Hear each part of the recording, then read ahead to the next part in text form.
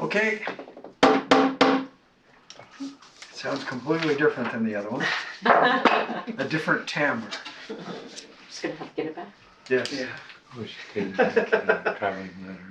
Welcome, my name is Dan Craig. I'm the president of Golden Speakers Toastmasters. We're here for our regular Tuesday night meeting of Golden Speakers. We meet every Tuesday at the Fairfield Business Park in the second floor conference room from 7:45 to 9 o'clock. The first thing I always do, pull out my device, suggest that you look at yours and see if it's on quiet, so we don't have all the signals going off. The next thing I usually do is read the mission of the Toastmasters Club, which was always pasted to the old traveling lectern and is now gone. So you're going to have to help me.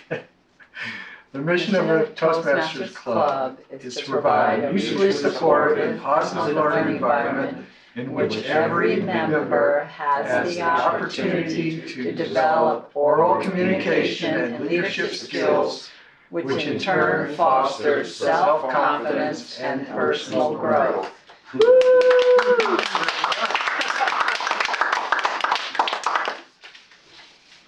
Before I surrender the lectern to our Toastmaster of the evening, Carmen, I'm going to ask our guest, Rosaline, to just stand and tell us what brought you here today.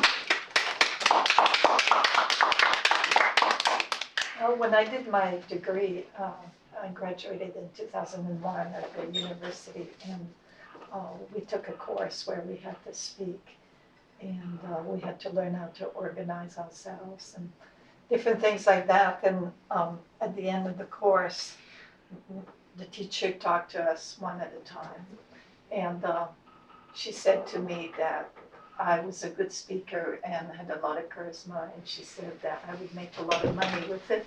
So I decided that I better do it before I'm too old to do it. All right. So that's Glad you what came out. And we'll see if she's right. All right. I'm sure she was. We'll let her know. Yeah. We'll call her up. Now let's welcome our Toastmaster for the evening, Carmen Anticona.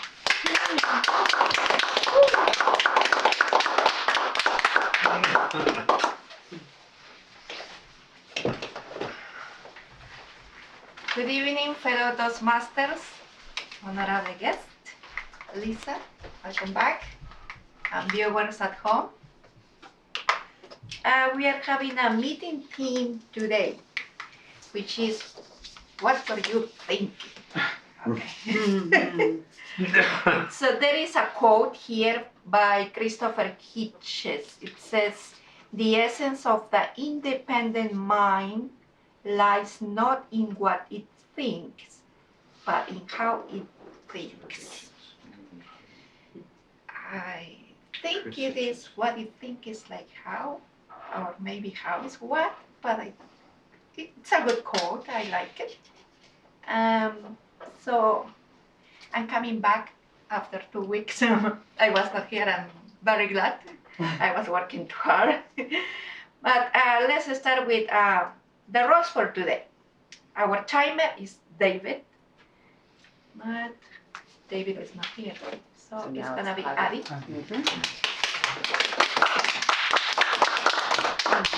Good evening, Toastmasters, honorable guests, and viewers at home. I'm the timer for today, and I'm going to watch out the time.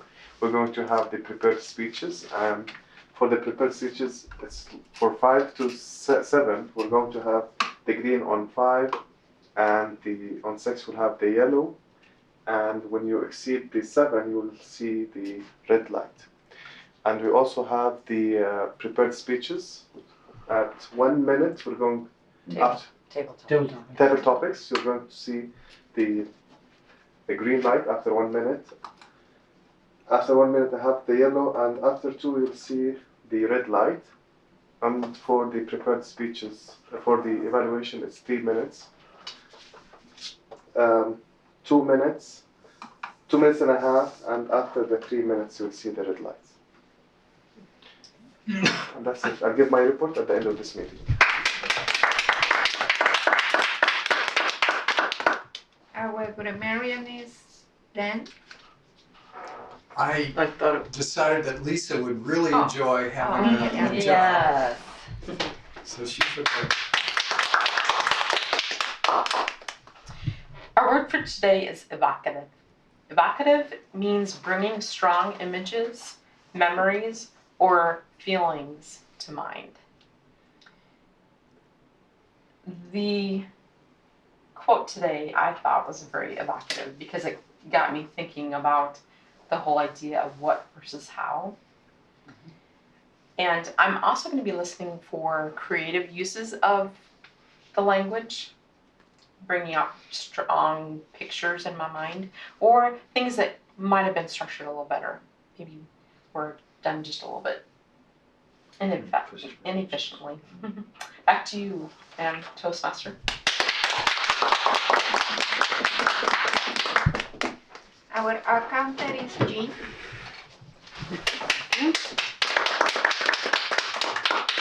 As the odd counter this evening, it's my job to count and note words and sounds that are used as a crutch or a pause filler by anyone who speaks. During the meeting, I will be listening for overused words, including and, well, but, so, you know, now, like. I will also listen for filler sounds, including and I'll also note when a speaker repeats a word or a phrase such as I, or this means. It's also called a double dribble. And at the end of the meeting, I will report on the number of times that each speaker used these expressions. Thank you, Madam Toastmaster. Our general evaluator is Jody. We're gonna see him later on. And our joke master is Dee. Today we're gonna have a prepared speech. And I'm gonna have an introduction for Aaron Russell. First, the evaluator. Have the evaluator come up. Oh, okay. Oh, yeah. Oh, the evaluator? Oh, okay. Good evening again. Good evening, Aaron. You're going to give us the speech about the purpose of the objectives of your speech. The purpose of this project for the member is to learn or review basic research methods and present a well-organized, well-researched speech on any topic. Time, 5 to 7 minutes. Good luck. Thank you.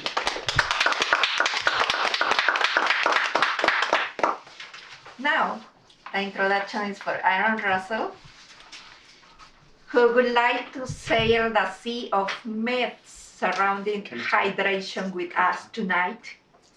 You may soon learn that what you thought you knew about hydration is just a whole lot of hogwash. Aaron has a bachelor's degree in chemical engineering from the University of Illinois, and currently he works as a manufacturing engineer of paint at John Deere Ottawa Works, and just recently started brewing his own beer.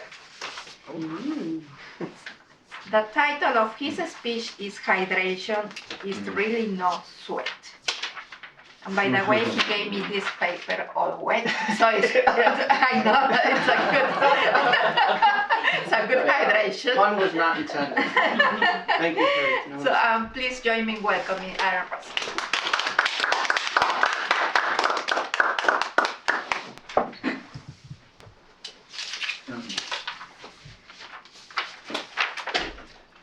Fellow Toastmasters, honored guest, Madam Area Director, and viewers at home. Tonight, oh my gosh, my mouth's a little dry!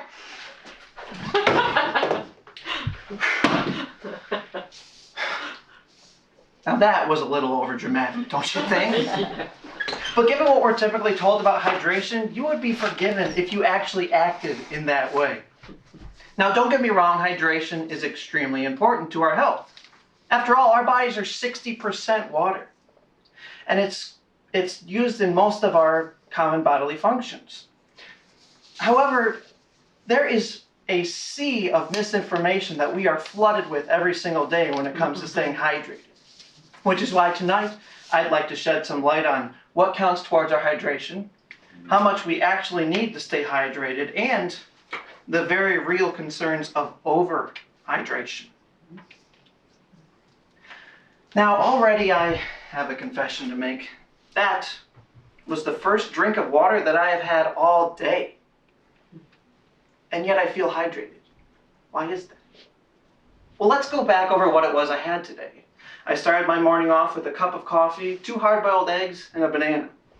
For lunch, I had an apple, a yogurt, and a cup of soup. Dinner, I had a second cup of coffee, some roast beef, mashed potatoes, and broccoli. Now, all of these things have something in common. They're mostly water. According to the U.S. Department of Agriculture, beverages such as coffee, soda, and soup contain over 90% water. Fruits and vegetables contain over 80%. And proteins such as meat, yogurt, and eggs contain over 70%. In other words, it's entirely possible for us to maintain a decent level of hydration just from the foods we eat, not to mention a couple of beverages here and there, just for good measure. Now, a lot of you might think that you've always been told that caffeinated beverages such as coffee or tea can actually act as a diuretic and dehydrate you, but this impact is grossly overstated. A study conducted by the University of Birmingham School of Sports and Exercise Sciences involved 100 participants and asked half of them to drink nothing but coffee and the other half nothing but water. After 3 weeks, they found no discernible differences in hydration levels between the two groups. So now we know what counts towards our hydration, but how much do we actually need to stay hydrated? Well, the answer is it really depends. Now, you've probably heard the old saying that we should drink 8 8-ounce glasses of water a day. But according to the Mayo Clinic, this is an oversimplification, as everyone's hydration needs are different. For example, it's probably not surprising to learn that people who exercise regularly need to drink more water because they sweat more. And by the same token, people who live in hotter climates also need to drink more water. People who are sick, women who are pregnant or breastfeeding also need to drink more water because of the extra stress on their body. Instead of focusing on drinking a set amount of fluids, we need to instead just focus on staying hydrated. That's why tonight I'm going to share with you the secret passed down from generation to generation on how we can stay hydrated. Just drink when you're thirsty. That's it. That's right, like a nagging spouse, our bodies do a wonderful job reminding us of all of our deficiencies. When we're hungry, we need to eat more. When we're tired, we need to get more sleep. And yes, when we're thirsty, we need to drink more water. But a lot of you might be thinking, Aaron, I've always been told that if I wait until I'm thirsty to drink, it's already too late and I'm dehydrated. This point is so over-dramatized. According to the University of Cape Town, as long as we maintain a decent level, as long as we maintain the drink when we're thirsty, we will never get dehydrated. In fact, drinking when we don't feel thirsty can lead to its own set of issues. That's right. Our societal push to drink as much water as we can has led to its own issue of overhydration, a very real concern with very real consequences. Overhydration is most commonly seen as EAH, or exercise-associated hyponatremia. According to the American Society of Nephrology, which is the study of kidneys, EAH occurs when we drink a lot of fluids just before exercise. During exercise, our bodies are actually conserving water, which gives these extra fluids nowhere to go, and they instead just dilute our nutrients and impair our organ function. A study conducted by the Clinical Journal of Sports Medicine actually found that out of the 2002 Boston Marathon runners, 13% of them experienced some degree of EAH. and since 1985, at least 8 people have died. Now, while death from overhydration is extremely rare, even mild hydration can be harmful, because we're essentially diluting all of the nutrients in our body and releasing them every time we go to the bathroom. According to urologist Dr. Courtney Moore, we can actually look at our urine in order to know how hydrated we are. We should maintain a pale yellow straw colored of urine. If we see more of an amber color, this typically indicates that we are underhydrated and we need to drink more. But unlike what many people think, having crystal clear pee is actually not a good thing and indicates that you're overhydrated and you need to lay off the water a little bit. So now you can see why our societal obsession with drinking water has actually led to its own set of issues. And hopefully tonight you understand what actually counts towards our hydration, how much we actually need to stay hydrated, and the very real concerns of overhydration. So now you can stay hydrated without losing some sleep over it. And I will certainly drink to that, but not too much.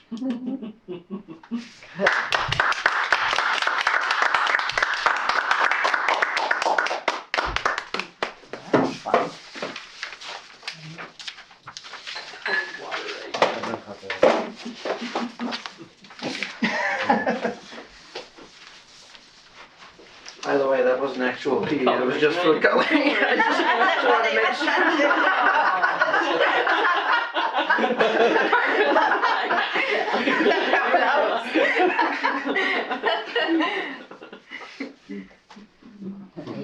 Very much an attention grabber. Yeah. We all kind of backed up.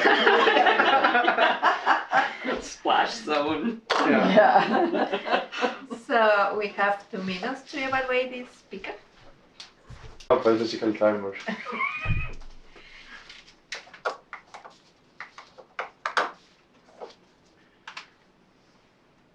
So did the speaker qualify? Yes, it is.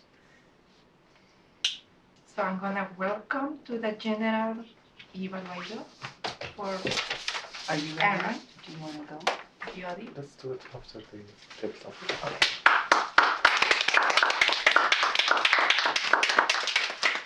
I'm going to do table topics first and give him a little more time. First we'll do table topics. Fellow Toastmasters, honored guest, and viewers at home. I'm your general evaluator today. Today, we're always talking about what the role of general evaluator, and somebody was saying that the role of general evaluator to evaluate the meeting as a whole. Today somehow I stumbled upon the Toastmasters International website, and somewhere I found that the role of the evaluator is generally evaluating the meeting as a whole. Plus, in some clubs, they evaluate the evaluators, so we are in the right track. Yeah. So that Of course. confirms my doubt. Yeah. So because a lot of people who are saying that, okay, this should be the norms, we should evaluate the meeting and all these things. So for the people who are confused, now that's the answer. So I'd like to call our table topic master, Art Atkinson, to lead the table topic section of the Can you meeting. do it from here? I'll do it from here. May I do it from my seat? Yes. Sure. Thank you.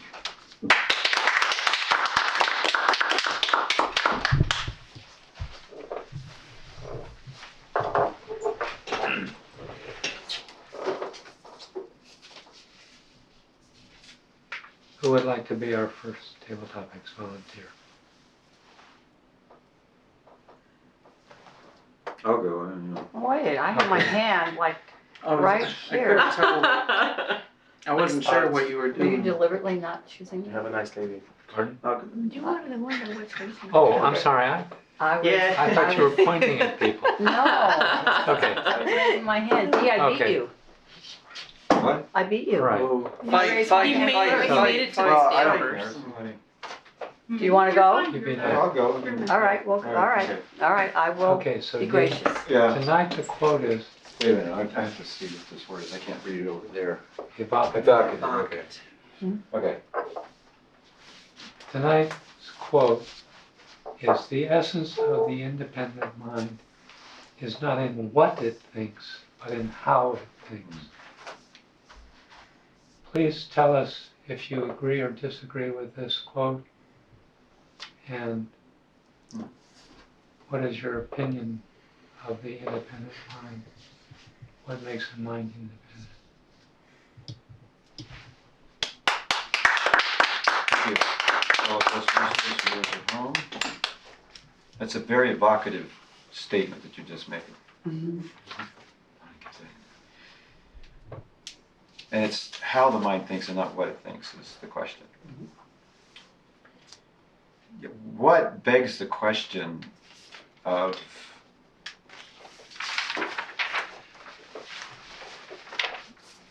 a kind of a narrowness in a way? If you read popular or listen to popular media, there needs to be some discernment of how you interpret information. You know, you look at what's going on in our crazy world government right now. The newspaper, the media is telling you what you should think in a way. Facebook, Twitter, you know, New York Times, and then when I think of independent journalism and how you're supposed to think and what you're supposed to think, I think of the Washington Post. You're familiar with the Washington Post? Ben Bradley. You know that name, Ben Bradley? Who were the two Watergate guys? I'm trying to remember their names.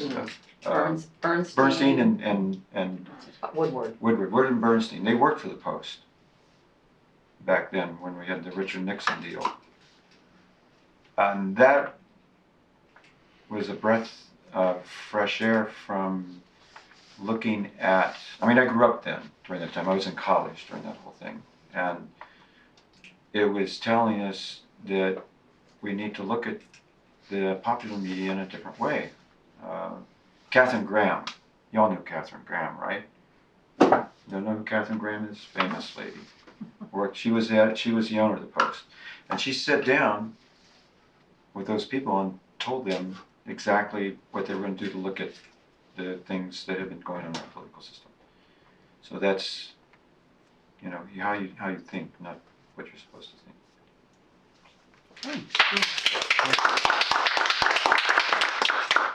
Okay, you're done. Okay.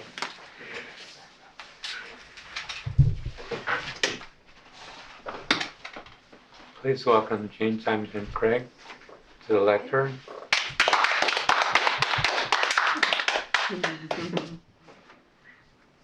Jean, tonight's quote is, the essence of the independent mind is not in what it thinks, but in how it thinks. Do you see examples of either independent or dependent thinking, maybe independent thinking and groupthink, present in the current civil discussion, political discussion in the United States?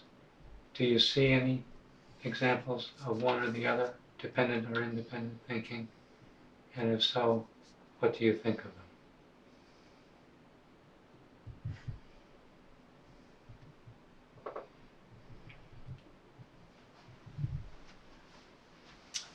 Thank you, Mr. Table Topics Master, honored guests, fellow members, viewers at home.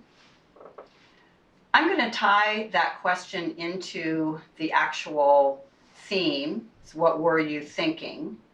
Because in the social discourse these days, and I listened to Fresh Air, I just listened to a very interesting interview today about the transformations that have happened with the national conversation and how that gets impacted. Just looking, even in the last couple of years, the question of what were you thinking as material comes streaming through all the social media channels is relevant. It's more likely the question being, what is driving what we are thinking? There's a big concern about external influences on creating content and creating channels for affecting what we're thinking. And based on what we're thinking and what we're being fed, perhaps hydrated with, that's going to determine how we think. In a way, I think of it as being a little bit of what comes first, the chicken or the egg. You're fed a certain nutrient, and then based on that, and that's in your communication, what you call your facts, and then based on that, you start having a certain thought process. The real question now is, has the rug been pulled out from how we acquire facts, such that our ability to, not only what we think, but how we think about what we think, has been jeopardized significantly? There are people, many people, who feel that that is the case, and that we have to protect ourselves from what has transpired. Thank you.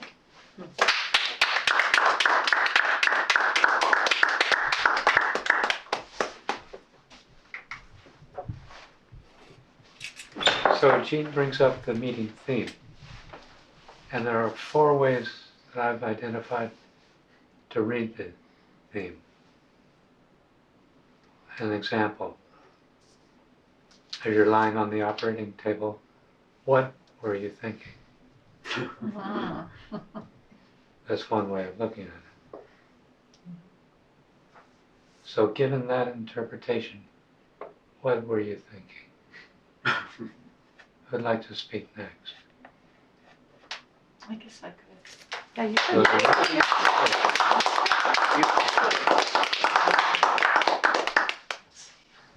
Now, you don't have to start speaking immediately. You have 30 seconds to think about it. And you don't have to take the operating table example. That's just to give you an idea of how that sense was, what the emphasis is. What were you thinking? What were you thinking?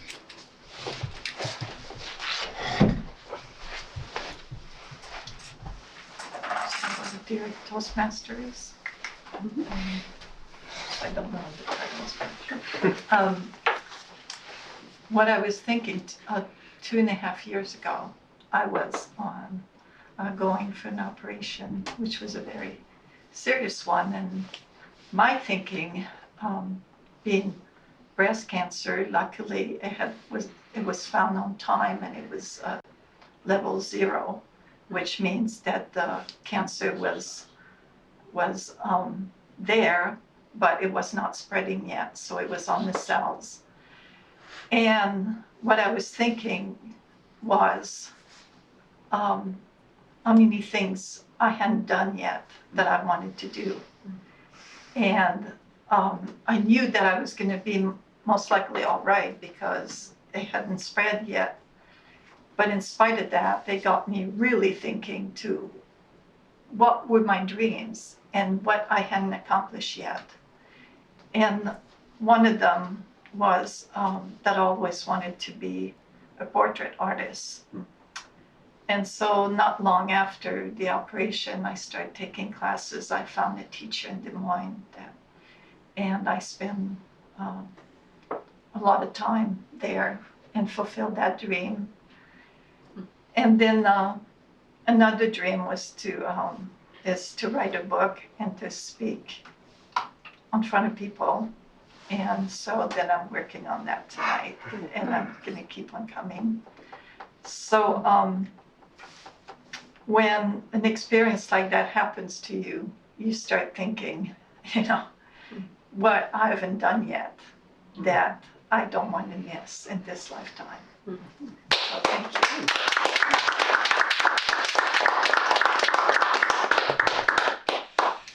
Sorry, Jimmy. It's written Rose. Yet another way to read that sentence is, what were you thinking? As in, before you got to the end of the story, what were you thinking? Who would like to speak?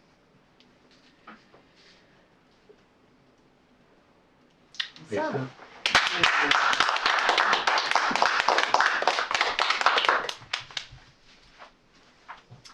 Mr. Table Topic Master, fellow Toastmasters, and honored guests. What were I thinking? What were you thinking? What were I thinking? Before you found out something else. Yes.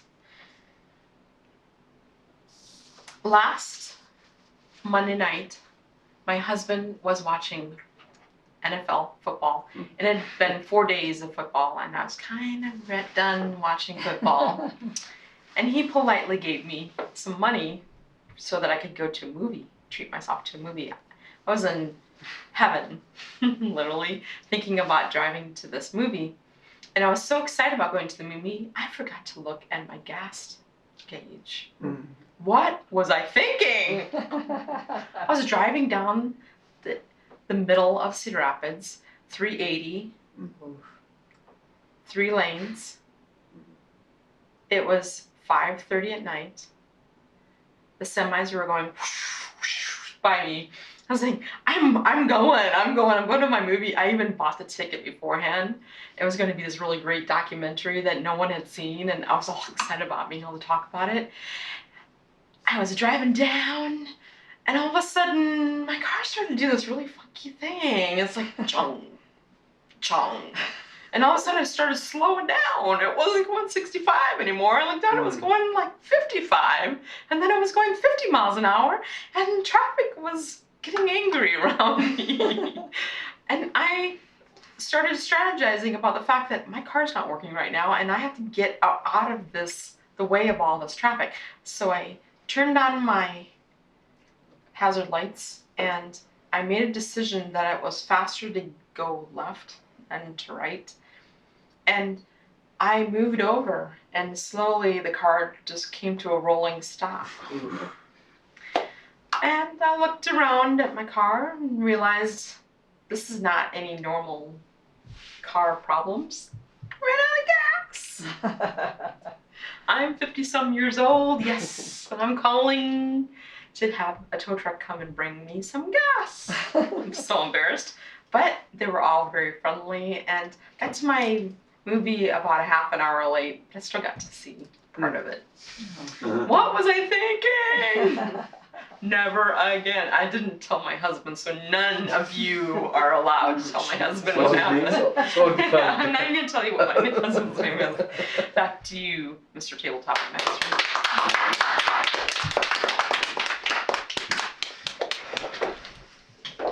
Well, she chose number 4 interpretation of the sentence. What were you thinking? How about the situation? What were you thinking? As in, you're the sole witness who we haven't interviewed yet about the crime. What were you thinking? Who would like to speak?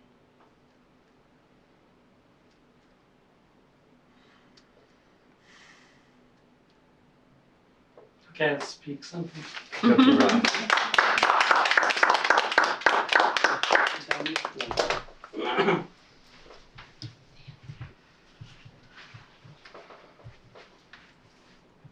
Fellow Toastmasters, honored guests, and viewers at home. What am I thinking?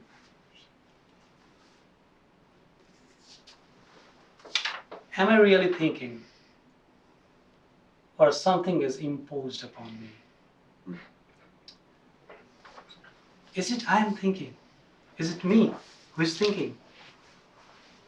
Or I have those thoughts coming from somewhere? Do I really have control on them? if I have, why would I think those things which I don't like? If I don't have control, how can I think what I want to think? And why don't I think always those things what I want to think? So this is a thing to think. Actually, when I find what I'm thinking is the time when the thought has already come. So was that who thinking was me? Who was thinking was me? Or the person who found that thought has come is me?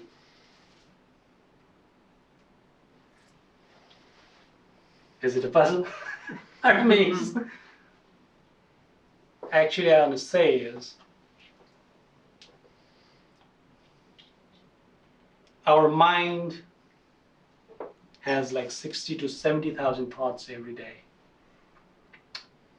And we don't even know because it's all happening inside. And what we think, we know what we are thinking is the thought we pick up from those thoughts, those 60,000 thoughts. So what I am thinking is actually the thought, what was going in my mind, and I got it. So that's the thought I was thinking. Thank you.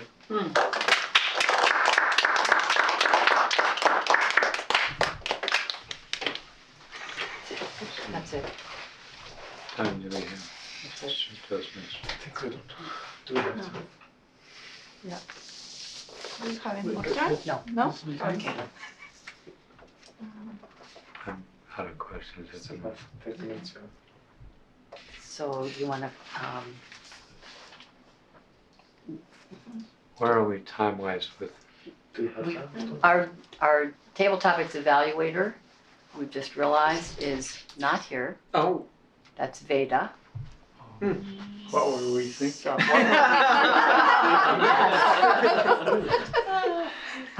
so we don't have that piece. Yeah. Right? Anybody want to add lib it? No, it's not just added kidding. with it. Yeah, Yeah. I didn't nobody It's okay. yeah. Move on. Let's move on. So we can, So Art will answer, I have to, about the timing. Mr. Timer, Mr. Timer, which of the speakers is qualified?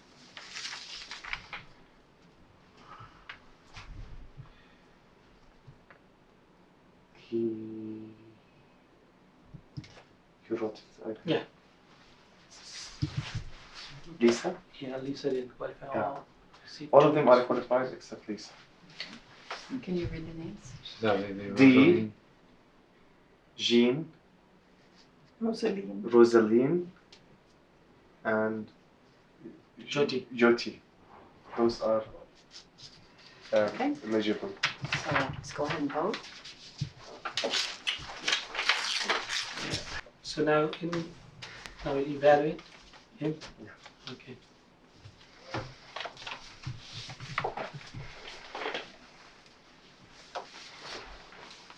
I think it's Welcome back. Now it's time for evaluation. Adi Azim is the evaluator for Aaron Russell. Adi, please. Thank you. Good evening, Aaron, viewers at home, and honorable guests. It was an evocative speech. Do you agree? Yes, very much. So let's give him a big round of applause.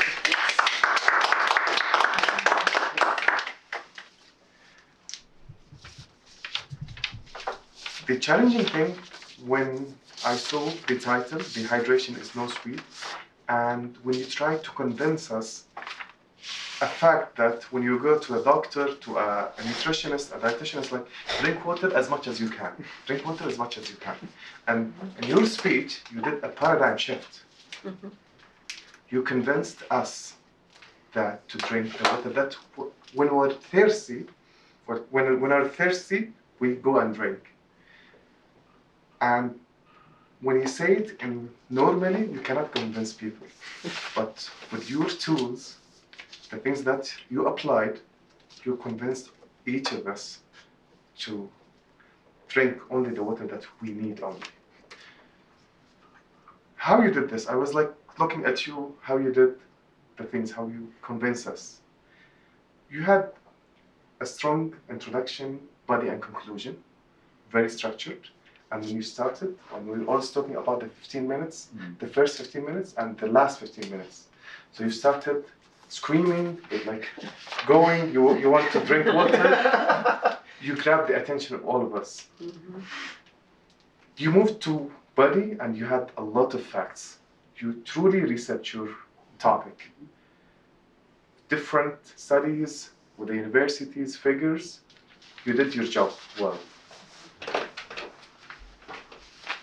I liked also the visual aid, which you ended up. That was really good. When you have true message, when you were serious, and when you were funny and you were talking about your personal stories, all of those elements put authenticity to your speech. So don't count it. It was very clear, the gestures you mastered, the stage, the vocal variety, the comfort level, the interest, the well research, all of them, they're excellent. The only thing in my point is about your eye contact. For me, I think you were trying to avoid to give us true eye contact. You look at us. That thing, for me, I was an evaluator, I was like, okay, he will look at me. He will give me an attention, just with an eye contact. This is the only thing that I can see. And the other thing is, when you close your speech, for me, I'd like to see it here in the center, not here. And that's it.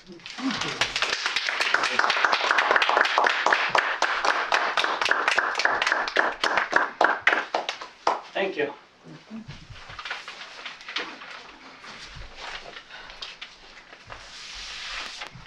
Now it's a time for reports. First we'll listen to our timeless report. Mr. Adi. Too many people worked on it. Was a sheer. That's all. Aaron, your speech, 6 minutes 44 seconds. And the table topics, D, 2 minutes and 17 seconds. Jean, 2 minutes 28 seconds. Rosaline, 1 minute 53 seconds. Lisa, so I think we did wrong. All of them, they were eligible except Lisa. Okay, so what's her time? 2 minutes 42 seconds. Jyoti, 2 minutes 27 minutes. For me, 3 minutes 20 seconds. That's it. Okay. Now we'll hear from our grammarian, Lisa.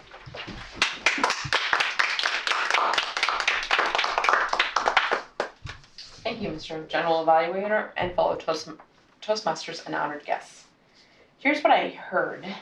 Aaron, I enjoyed your use of sea of misinformation and flooded in regards to the hydration topic. I thought that was really clever. D, I heard you use evocative. Jean, I liked how you said streaming through channels. when it talking about where you're getting information from. I could just literally see letters and words coming back and forth between two different places. Really enjoyed that. Rosalina, I liked how you said miss it in all of a lifetime. And Addie, you said evocative. Thank you. You said took authenticity to your speech. I think you meant added authenticity to your speech. So now I think about that. And I liked how you used the word structured when explaining his speech, because I thought that nailed it. That was the perfect description overall of his speech. Back to you, Mr. General Advisor. Back on to Jean Symington Craig. Thank you. Karen, I caught two, two nows, starting a sentence with now, and that was it. One repeat, little stumble at the beginning. D, 3 ahs, 2 ums, a right. Haven't heard that for a while from you. And 3 you knows. Rosaline, okay, so you're a guess. That's okay. But we still give you the full honest. That's fine. We don't So sugarcoat go for it. Yeah. 1 ah, 8 ums, a lot of ums there. 1 so, and some tendency to run sentences together with and. So it's and it was almost a hybrid, like and want to land the period and then start the sentence. Lisa, just a couple of ands. Jyotiraj, 1 and, 4 so's. Adi, 1 and you told me not to mark down that so. You want to do this? And because you noted it and you felt it so keenly, I'm not gonna count it, because you were punished enough. Okay.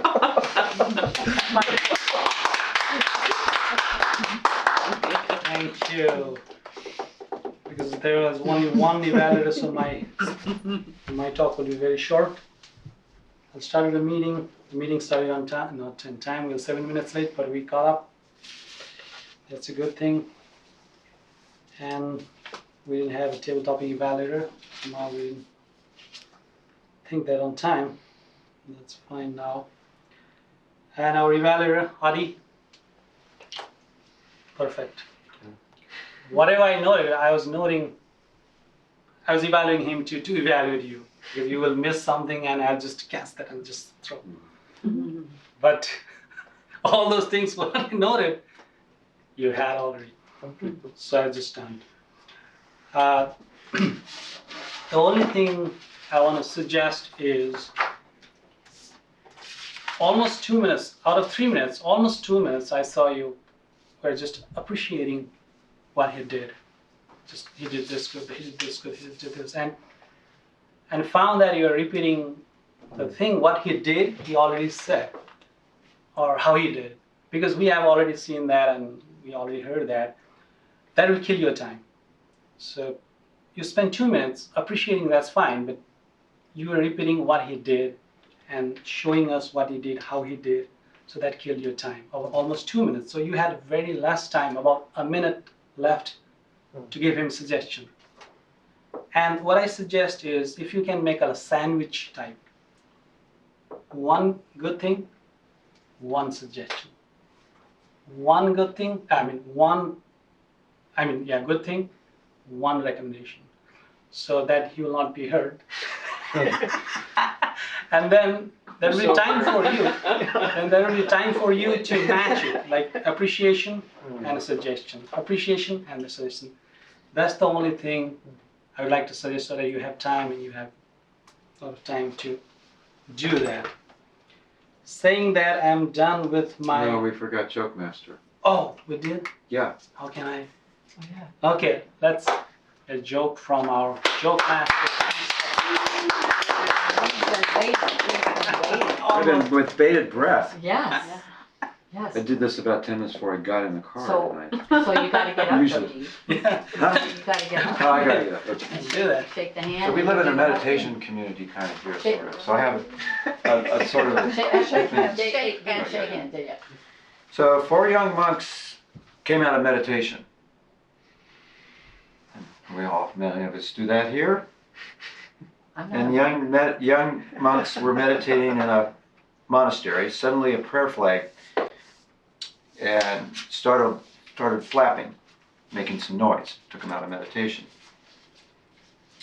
And a young monk came out and the meditation said, flag is flapping. More experienced man said, wind is flapping. Third monk, who had been there for 20 years, said, mind is flapping. Alice monk, visibly angry, said, mouths are flapping. And then a man went to the police. I thought I'd do that because of, what we do here. We all flap it. We all do flap from time to time. Oh, boy. But in the dome, I don't know. It's a different story. We used to make lots of noise a long time ago. A man went to the police station to speak to the burglar who had broke into his house. Clerk said, you'll get your chance in court. No, said the man. I want to know how he got into my house without waking my wife. Because he comes in late and he wakes his wife up. Oh. We took a lesson. He wanted to find out how you get in. Yeah. This is You the get it? Okay. Meditate on that. That's a thinking joke. Let's throw the men in here that are married. Okay. Very evocative jokes. Or What? ballot, Ballot or ribbons? I mean, What do you need? who got the ballot? Well, The the Toastmaster will do The that. Toastmaster does that. Oh, that's, I'm not the Toastmaster. Okay, She went over. okay, it's the time for Toastmaster now, for the meeting awards. Herman,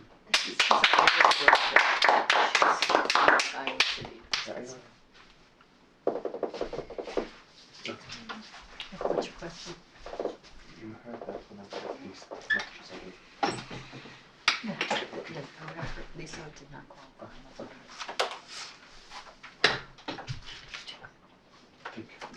Are we gonna have a best evaluation?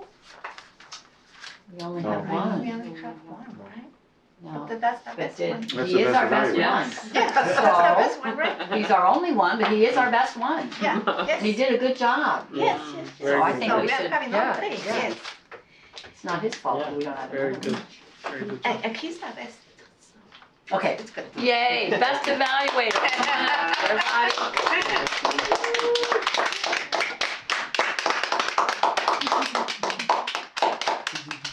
Yes. Our best speaker, of course, Aaron Russell.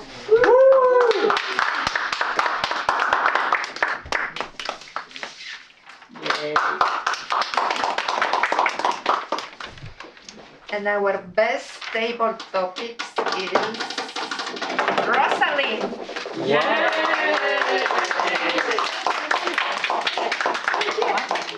You're very qualified, sorry. Yeah. I thought I told her that she's not qualified. Congratulations. No, we didn't do that. We heard Lisa. Yeah, that's why. Yeah. I don't feel guilty anymore. Now, Yeah, that's the one. I'm just going to Do you want it or should I? You mean it's other one? a big applause to our president, Dan. That's not what we do. Right. I only want to. Thank you, Carmen. Good meeting. I'm glad to know what's been under the lectern.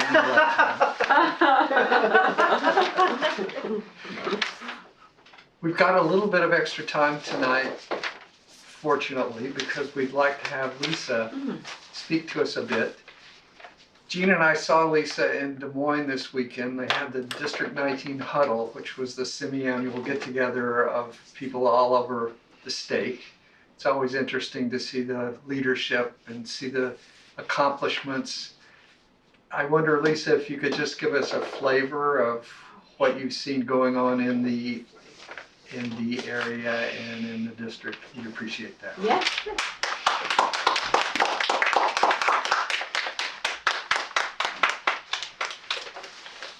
Thank you, Dan, the president. Yes, I just came back from the huddle too. It was awesome. I love getting together with all of these like-minded Toastmasters from across the state. It's a great place for you to get to meet new people. In fact, I met 2 new people from Cedar Rapids and hoping to run into them again. They just inspired me. One of them had just joined Toastmasters in July and he had gone to this huddle in November. He was so excited about Toastmasters. I thought from seeing other award presentations over the years that it struck me this year that we had a ton of people doing multiple awards. There was a lot of Pathway Level 1 completions, which was encouraging to me. I think we had 162 last year. And as of the time of the huddle from July to November, we had 121 Level 1 completions. So I'm talking about the new pathways, in case you're not familiar with that term. But it sounds like people are actually getting out there and doing their speeches, and that's how you grow. I mean, you can't just come to meetings as exciting and interesting as they are. Watching Aaron speak was great tonight, but you don't grow until you actually venture out and you do it yourself. And I think Rosaline is nodding her head. That's definitely something you want to do, is set a goal and work towards it. And everyone here should be encouraging every one of the members to keep on pushing ahead. Ask if you haven't spoken for a while, get in there and speak. So that's what was inspiring to me about the huddle, was seeing so many people accomplishing goals and me going back and going, okay, have I been pushing myself hard enough? Do I need to push harder? So I know that's where my takeaway from the huddle. Can I also add that we have some things coming up in the future that I wanted to just do save dates on. One of them is January, and this is a division training. So we get together as officers and we talk about how organized our clubs are and what can we learn from each other to make our clubs better. That's what we do halfway through the year. This year, the Division Z winter TLI is in Coralville, so it's a good road trip for you guys. Just all jump in the same car or in a couple cars, visit on the way there, get to know each other a little better, and hang out with other officers. We also have January 11th. January 11th, Saturday. I don't have a time on it yet, but generally it starts sometime in the morning. And then March 18th, I'm designating as the area contest. So I want every one of you to be thinking of an international speech entry, because I want to have that international contest winner that gets flown to Paris free of charge come from Division Z in Iowa. Mm-hmm. So start thinking about that. You still have When's that? quite a few months. It's my area contest is on Wednesday, March 18th. And then April 4th is Division Z. That's the next contest. And you guys conveniently are going to see the spring conference in Moline, Illinois. That's one of the closest places you'll see it. That is April 24th and 5th. That's where the state comes together and we discover who the best speaker is in the state of Iowa.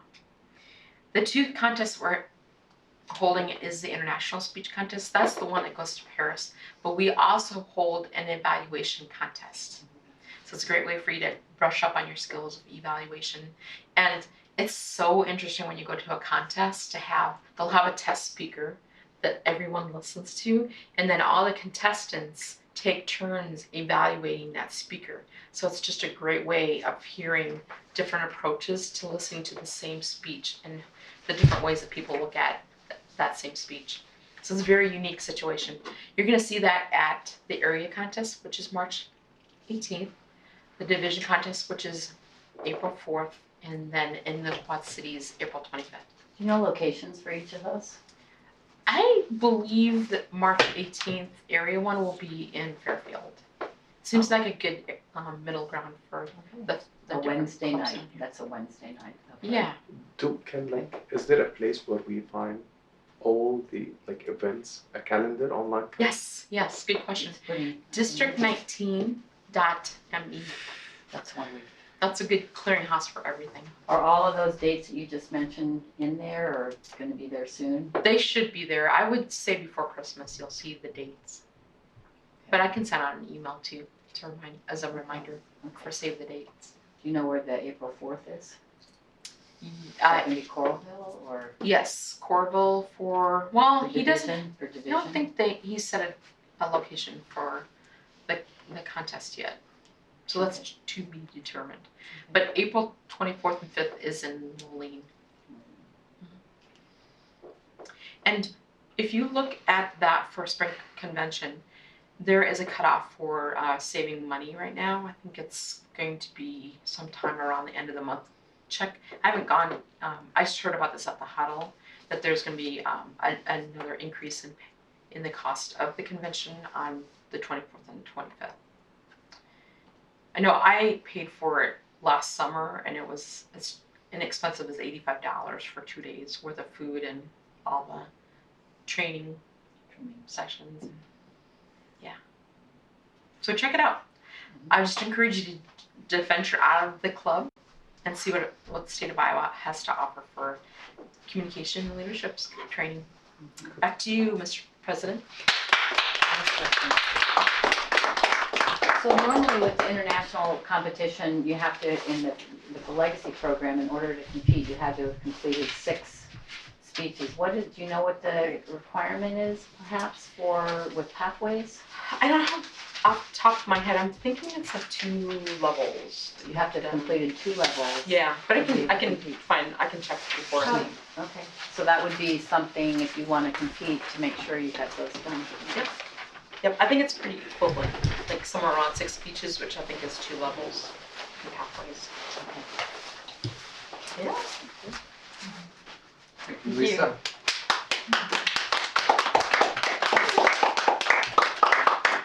And thank you so much for your visit. We're always glad to have you come. You can come every week if you like. Yeah, it's fun down here. Before we adjourn for the evening, I'd like to have our guest Rosaline stand and tell us one thing she liked about the meeting tonight. Well, I did really enjoy his speech. I thought the prop was really funny. I wondered I thought it can't be funny. But it was funny, the wonder that it caused, but I thought you were a very good speaker. You have a lot of evocative in your speech. I'm not sure how to say it, but yeah, it was great. Thank you. I'm not sure what else to say.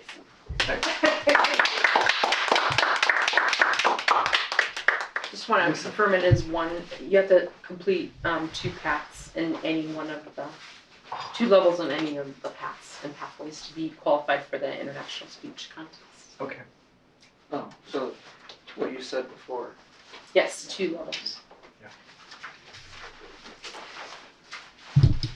Speaking of which, I encourage everybody to think about moving forward in their path, and that involves talking to a Vice President of Education, Jean, about scheduling your next talk. We look forward to hearing from you. Look forward to your progress. Jean. And with Aaron finishing his speech tonight, that means he's finished his level 1. Make sure you put it in the pipeline for me to approve and like that. Carmen, meanwhile, is chugging along in level 2, so we need at least 2 level 2s, just to say. So. Level 2 means like 1 path. Yes. So 2 paths. 2 So level 2s. there are 5 levels in each path. Okay. And the first three or four projects, which Aaron has just completed, is his level 1. Then he'll move on to level 2. And when he's completed that, then he's done enough How many to projects are in level 2? qualify. 3. There's 3. So the person who has finished this level 2 qualifies, or as a club we qualify, anybody can go for that contest? The person, Person qualifies. Person for Right. the competition. Okay. right. But we also need them for DCP, our Distinguished Club Program. Okay, any other pressing business before we finish the meeting? Great meeting, everyone. Please help clean up. Please come in next week.